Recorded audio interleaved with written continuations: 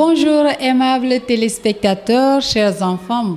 Moi j'ai toujours hâte de vous retrouver tous les mardis sur les antennes de la télévision nationale à travers votre matinale préférée, Kolo Matin. Aujourd'hui, on s'intéresse à un sujet très important dans la vie d'un enfant. Ce n'est autre que la psychologie de l'enfant. Pour certains, c'est la première fois de l'entendre, mais pour d'autres, ce sont des habitués, tout comme M.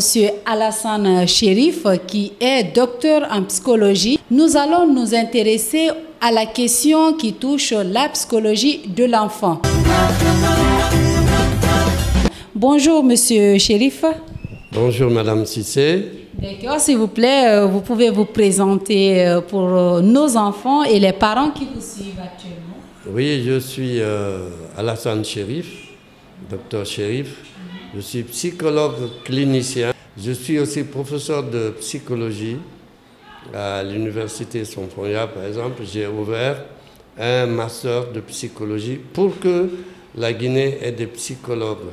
Il y a besoin de psychologues, ce pays a besoin de psychologues, mais malheureusement, nous n'avons pas de psychologues diplômés. Là où je vous parle aujourd'hui, pour l'instant, je suis le seul psychologue diplômé et j'ai eu toute ma formation en France. J'ai aussi une clinique à Paris où je m'occupe de patients d'origine de partout, qui s'appelle aide psychologique aux familles migrantes. La maison s'appelle Maison Sundiata Keita. Voilà, ben oui. Ah, oui. Ah, quelle bonne nouvelle. Merci beaucoup. Et félicitations d'ailleurs pour le nom, parce que ça nous permet d'être dans nos sources. Voilà. Alors, arrivé ici, j'ai également fondé une association, l'Association guinéenne des psychologues cliniciens. Et ici, ça s'appelle la Maison de la psychologie clinique, de la psychanalyse et de l'ethnopsychiatrie. Voilà, mais c'est tellement vague, c'est un domaine très vague, mais on ne peut pas parler des grandes personnes sans parler des enfants. D'ailleurs, c'est la base. Monsieur Chérif, pour certains de nos téléspectateurs, le mot psychologie de l'enfant, c'est leur première fois d'entendre.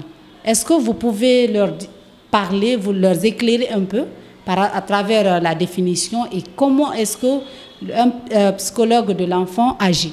Tout commence par l'enfance. Tout ce que nous avons comme problème, aussi comme joie, actuellement, remonte à notre enfance. Donc la psychologie, c'est l'étude scientifique des comportements des individus, de leurs souffrances et de leur état d'être. Le psychologue pour enfants est un psychologue qui a été formé à l'université, qui a son diplôme, mais qui s'est spécialisé dans l'enfance. Alors d'aucuns appellent ça pédopsychologue, pédopsychanalyste, pédospécialiste. Mais la discipline reste la même, c'est la psychologie, c'est-à-dire l'étude du comportement de l'humain. Est-ce qu'il y a un âge précis pour qu'un enfant puisse avoir des consultations auprès d'un psychologue? Alors, tous les âges, à tous les âges, l'enfant peut venir. Alors, je vous posez bien la question parce que moi, dans mon cabinet, à Paris par exemple, j'ai eu à recevoir un bébé de 2 ans. De 2 ans, mais aussi de 2 mois. De 2 mois. Pourquoi? Parce qu'en fait, l'enfant avait un problème, le bébé avait un problème relationnel avec la mère.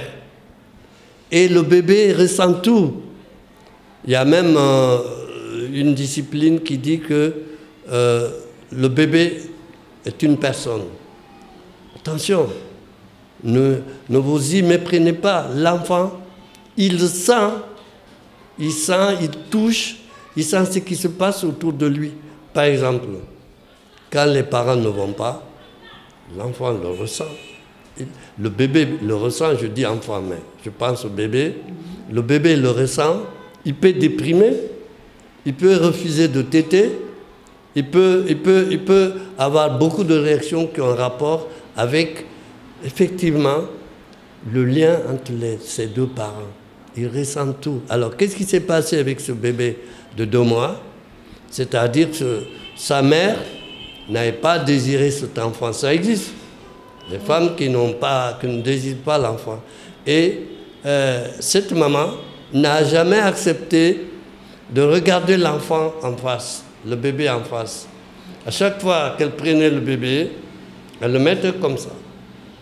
Alors, moi j'ai reçu les deux. Pendant un certain temps, je dis, madame, est-ce qu'un jour vous avez regardé votre enfant? Elle commence à pleurer.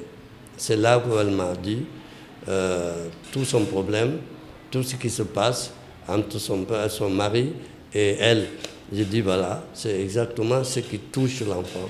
C'est pour ça que votre enfant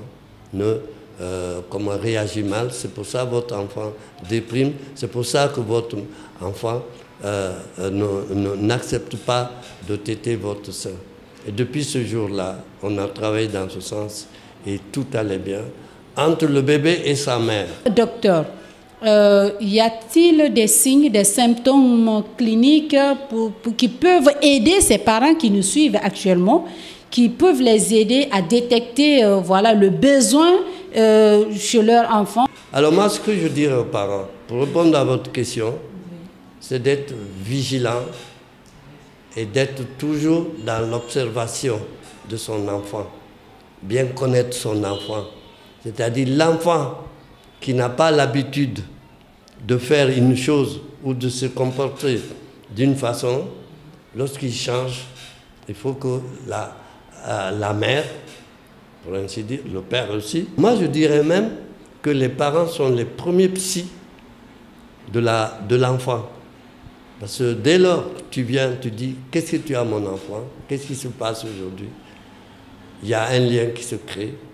Il faut créer ce lien-là de confiance entre l'enfant et le parent, de façon à ce que l'enfant puisse se confier aux parents.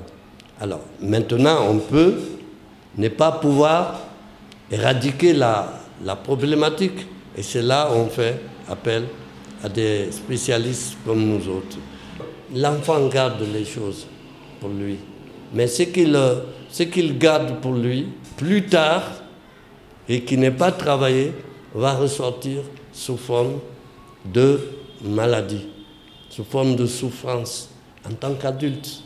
C'est ce que je disais tout à l'heure, que l'adulte est un ancien enfant. Les enfants, c'est la base, c'est la clé de la société.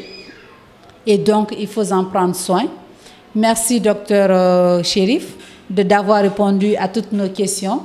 Le temps fait défaut, mais on vous reviendra très bientôt pour pouvoir servir un peu plus ses parents, les amis des enfants, c'est des éducateurs bien sûr, d'où l'appel aux écoles, aux établissements scolaires, de chercher forcément ou d'être en contact avec des psys pour leurs élèves. Chose qui est d'ailleurs très importante dans l'évolution scolaire, dans la réussite de l'enfant.